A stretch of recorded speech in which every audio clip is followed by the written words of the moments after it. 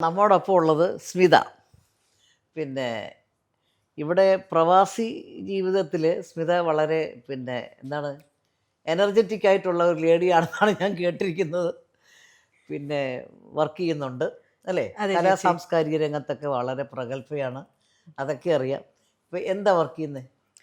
ഞങ്ങൾ വിൻട്രോൺ group of companies എന്ന് പറഞ്ഞിട്ട് ഇവിടെ 2008 തൊട്ടിട്ട് പ്രവർത്തിക്കുന്ന ഒരു ഓ കമ്പനിയാണ്. ഓ അപ്പം അതിപ്പം ഒരുപാട് വേർട്ടിക്കൽസായി. ആ ആ ഹസ്ബൻഡിൻ്റെ ഒപ്പം തന്നെ ഞാനും ആ, അതിൽ ഫുള്ളി ഇൻവോൾവ്. ആണല്ലേ? അപ്പം അതുകൊണ്ട് ബോറടിക്കത്തില്ല, ബോറൊന്നുമില്ല. സമയമില്ല അല്ലേ? അതെ. പിന്നെ ഇതല്ലാതെ വേറെ എന്തെങ്കിലും? പിന്നെ ഇതല്ലാതെ ഇവിടെ ഒരു സയൻസ് ഇന്ത്യ ഫോറം എന്ന് പറയുന്ന ഒരു ഗ്രൂപ്പ് ഉണ്ട്. ആ അതിൽ ഞാൻ ഫുള്ളി ആക്റ്റീവാണ്. അവരുടെയാണ് ഇപ്പം ഇന്റർനാഷണൽ ആയുഷിന്റെ ഒരു കോൺഫറൻസ് ഒക്കെ വരുന്നുണ്ട് ആ ഈ ആ ആ ഈ ആ വീക്കെൻഡ്. ഓ അപ്പം അതിലും നിറയെ ഒരുപാട് കാര്യങ്ങളിൽ ഇൻവോൾവ് ആണ്. അതെ അല്ലേ? ആ, അത് ശരി. പിന്നെ അതല്ലാണ്ട് ഒരു വിങ്സ് എന്നും പറഞ്ഞൊരു ഗ്രൂപ്പ് ഉണ്ട്, വിങ്സ് ഓഫ് വുമൻസ് വേൾഡ് എന്ന് പറഞ്ഞിട്ട്. ഉം. അതിന്റെ ഇവിടുത്തെ UAE റീജിയൻ ഹെഡാണ്. ആഹാ, അപ്പം സമയമില്ല. അപ്പം നാട്ടിലെവിടെയാണ് വീട്? ചേച്ചി, ഞാൻ നാട്ടിൽ കണ്ണൂരാണ്. ആ, പക്ഷെ ഞാൻ ബോൺ ആൻഡ് ബ്രോട്ടപ്പ് ഒക്കെ ചെന്നൈയിൽ നിന്നാണ്. അമ്മയും ചെന്നൈയിലാണ്. അച്ഛനും ഇപ്പോഴും ചെന്നൈയിലാണ്. അപ്പം തമിഴ് നന്നായിട്ടറിയാം. തമിഴ് എനിക്ക് വായിക്കാൻ എഴുതാനൊക്കെ അറിയാം. അറിയാല്ലേ? അറിയാം. ഞാനും ഇതുപോലെ 12 വർഷം അത് ശരി. ചെന്നൈയിലായിരുന്നു. അപ്പം ഉം. തമിഴ് പിന്നെ കുറച്ചൊക്കെ വായിക്കും. കാരണം ആ ദിനത്തന്തി പേപ്പർ വായിച്ച് അത് പഠിച്ചു. ശരി. പിന്നെ തമിഴ് സംസാരിക്കാനും അറിയാം. അപ്പം ഞാനൊരു തമിഴ് പടത്തിൽ ജോയിൻ ചെയ്തായിരുന്നു, ജെന്റിൽമാൻ 2. ആ അതിന് അഭിനയിച്ചു. അത് ശരി. ആ, ഓക്കെ. എപ്പോഴാ ചേച്ചി റിലീസ്? അത് റിലീസ് പോലെ ഷൂട്ടിംഗ് നടക്കുന്നേ ഉള്ളൂ. ഓക്കെ. അപ്പോൾ ഒരു ഷെഡ്യൂൾ കഴിഞ്ഞു. ജെന്റിൽമാൻ 1 പിന്നെ ഭയങ്കര സൂപ്പർ ഹിറ്റ് അതെ അതെ, ആയിരുന്നല്ലോ. ഇതിലെല്ലാം പുതിയ ആൾക്കാരാണ്. അത് ശരി. ഓക്കെ. അർജുൻ അല്ല. അല്ല, അർജുനല്ല. ശരി. അർജുനൊക്കെ പ്രായമായല്ലേ ഇപ്പം. അതെ അതെ അതെ.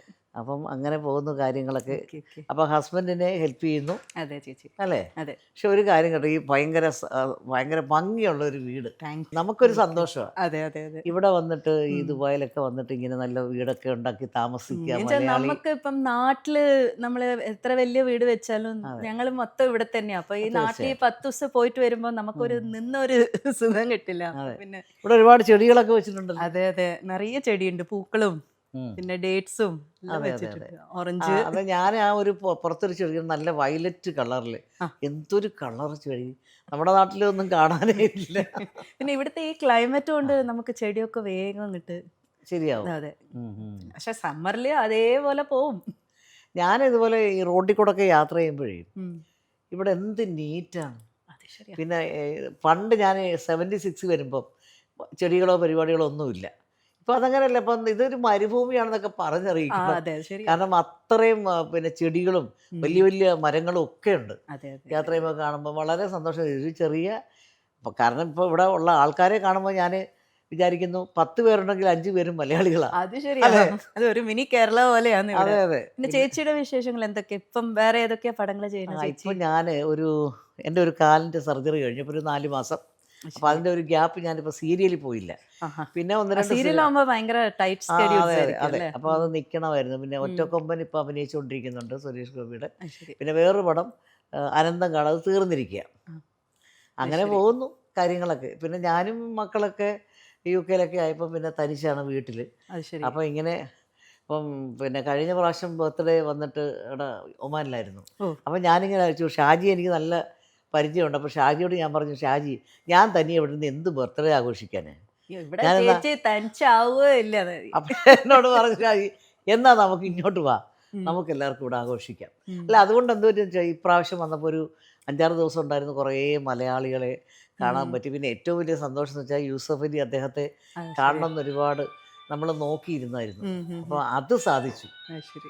അതൊന്നും തീരുമാനിച്ചിരുന്നതല്ല, നമുക്കങ്ങനെ. ഒരു ഭയങ്കര ഹമ്പിൾ ആയിട്ടുള്ള ഒരു അയ്യോ, മനുഷ്യനാണ്. അതെ അതെ. അതെ അതെ, ഞാൻ ഒരിക്കലും ഉം. പ്രതീക്ഷിച്ചില്ല. ഞാൻ വിചാരിച്ചു എന്നെയൊക്കെ തിരിച്ചറിയാൻ പറ്റുമോ. അദ്ദേഹം പറയാം, എത്ര പടം നിങ്ങളുടെ കണ്ടിരിക്കുന്നു, നിങ്ങൾ എത്രയെല്ലാം ഉം. വില്ലത്തിയായിട്ടും അതുമായിട്ടൊക്കെ അഭിനയിച്ചെന്ന് പറഞ്ഞാൽ ചേച്ചിയുടെ ആ വിനോദയാത്രയുടെ ആ ഇതൊക്കെ വിനോദയാത്ര ഭയങ്കര രണ്ടാമത് ടച്ചിങ് തിരിച്ചു ആയിട്ടുള്ള വന്നതാണ്. പടമാണ്. അതെ അതെ. ടച്ചിങ് ആയിട്ടുള്ളതാണ്. അതെ അതെ. രണ്ടാമത് തിരിച്ചു വന്നതാണ് ഉം. വിനോദയാത്ര, ഇന്നസെൻറ്റിൻ്റെയും ഉം. ദിലീപിൻ്റെയൊക്കെ കൂടെ. അപ്പം ഭയങ്കര നല്ല.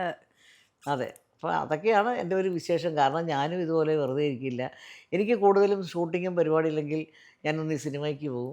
ഞാൻ ഉം. തിയേറ്ററിൽ സിനിമ കാണുന്നത് എനിക്കിഷ്ടം. അത് ശരി. ആ, പിന്നെ ഞങ്ങൾ എപ്പോഴും പോവും, തിയേറ്ററിലാ പോവാ.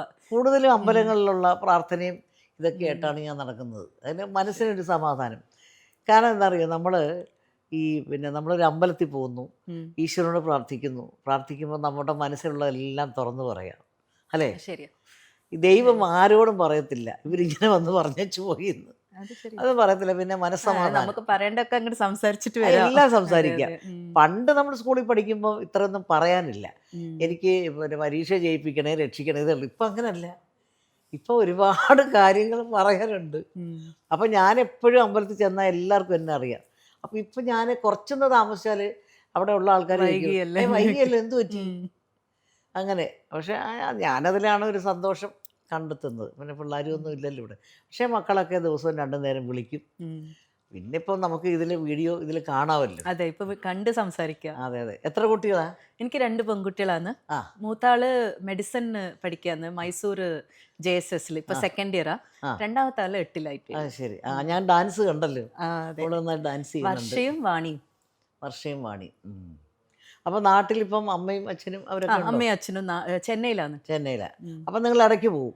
ആ, ചെന്നൈയിൽ ഞങ്ങള് എവിടെയാണ് താമസിക്കുന്നത്? ചെന്നൈയില് ചേപ്പോക്ക്, ആ ചേപ്പോക്ക അറിയാം അറിയാം നമ്മളെ ക്രിക്കറ്റ് സ്റ്റേഡിയത്തിന്റെ അറിയാം. അവിടെ തന്നെ. അറിയാം. അവിടൊക്കെ ഇപ്പം ഭയങ്കര മാറ്റമായി പോയില്ലേ? അതെ അതെ അതെ. ഒരുപാട് മാറ്റമായി പോയി. പക്ഷേ പിന്നെ ഒരു മാറ്റവും ഇല്ലാത്ത കേരളമല്ലേ?